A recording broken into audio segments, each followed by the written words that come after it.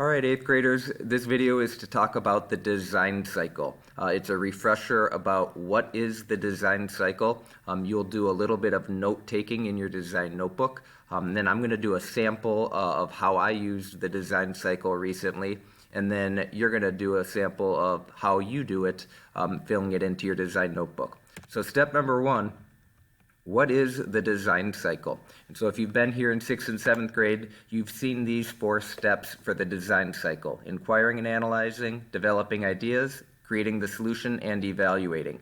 And you'll notice these arrows are pointing in each direction because it doesn't necessarily go step 1, step 2, step 3, step 4. You're going to jump around from one to the other, which is why we have it called a cycle.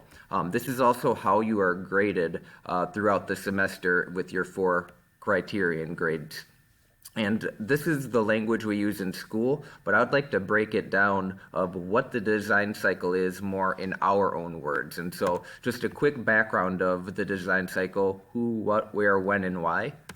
Who uses it? All of us do. Whether we realize it or not, we do go through the design cycle in our heads. What is it? It's simply the steps we take anytime we're solving a problem, making a decision, or doing an activity. Where do we use it? We do use it pretty much everywhere, even outside of school.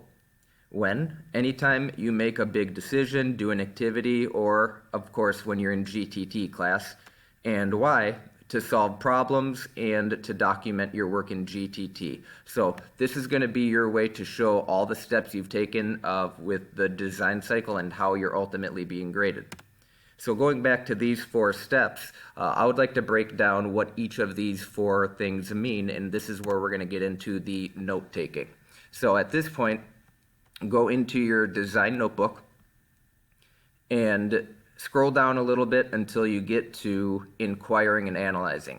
I'm going to type it in, and then if I type a little bit quicker than you, just hit pause on your video until you're all caught up, and then go to the next one. So for inquiring and analyzing, our definition of this is the step where we identify the problem and investigate it. And so the common things you're going to see or do under inquiring and analyzing, I'm going to do a couple examples that we typically do, is where you research, you have questions, and any background information. And so these are the 3 things we commonly do with inquiring and analyzing and what the definition is. I'm going to move on to developing ideas, and same thing. Feel free to pause it just to get caught up if you're not quite ready. And for developing ideas, our definition is going to be creating a plan.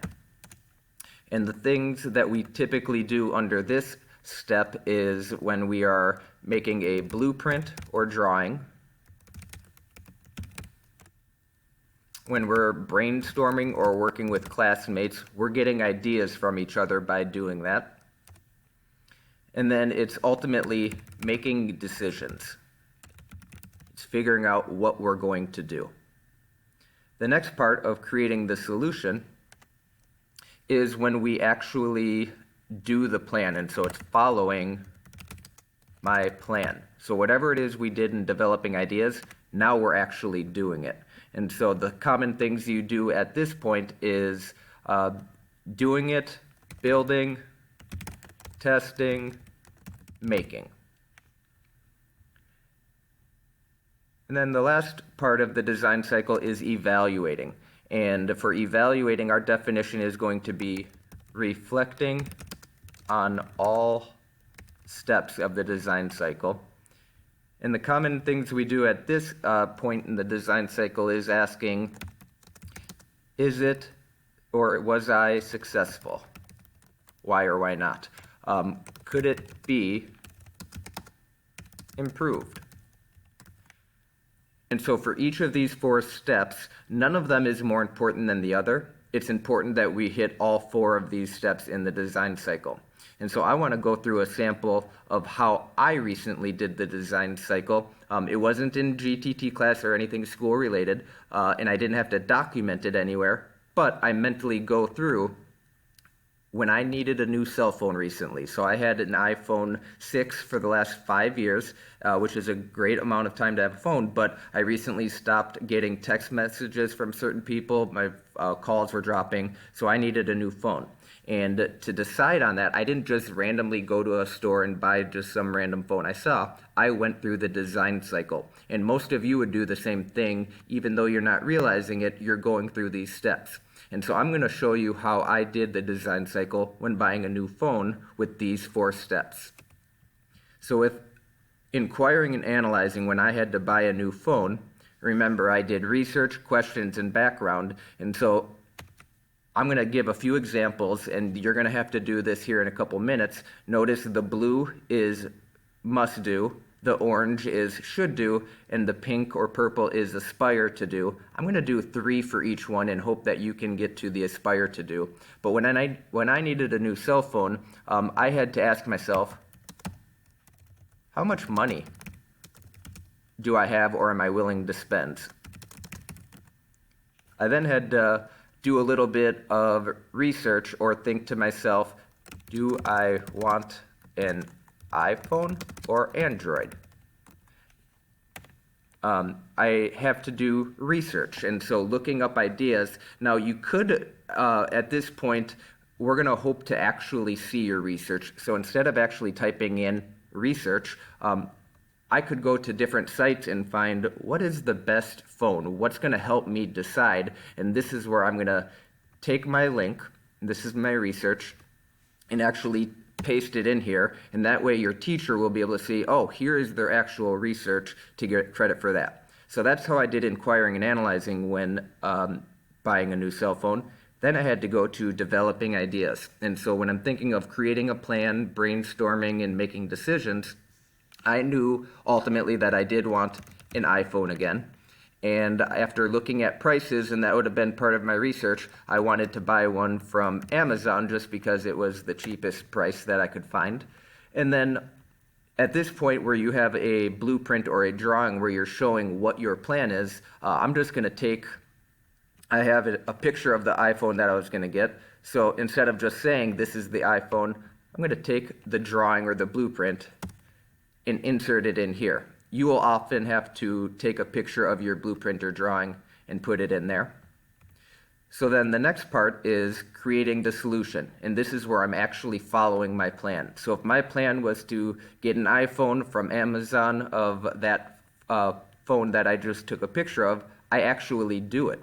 And so for that, it would be buying it on Amazon. And then from there, I would actually have to activate the line at the store, make sure it's working.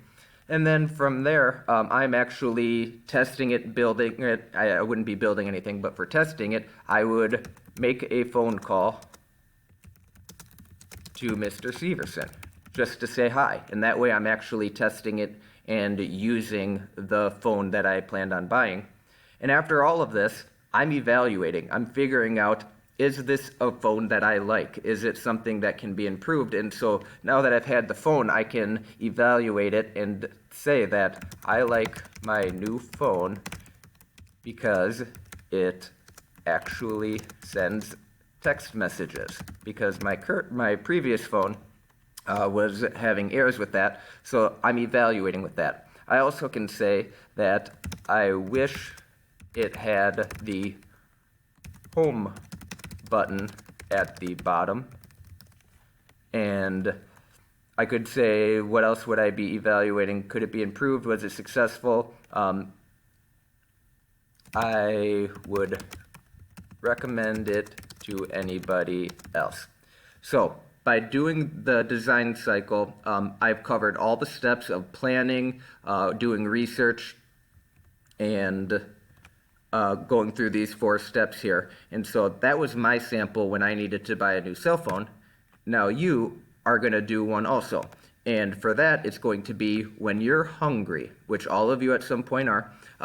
How do you go through the design cycle? And again, when you're hungry, typically you don't actually write down these 4 steps. But given that it's GTT and we're practicing, you're going to go to your design notebook.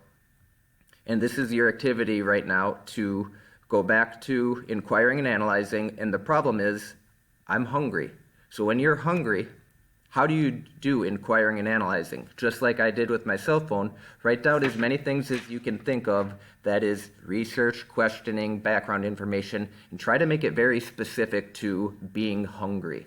Same thing with the developing ideas, and keep in mind that the number of things that you write down correlate to the color coding. Blue is must do, and hopefully you can get all the way down to 4 and 5 of them, which is aspire to do. Good luck, and if you have any questions, let your teacher know and we can help you out.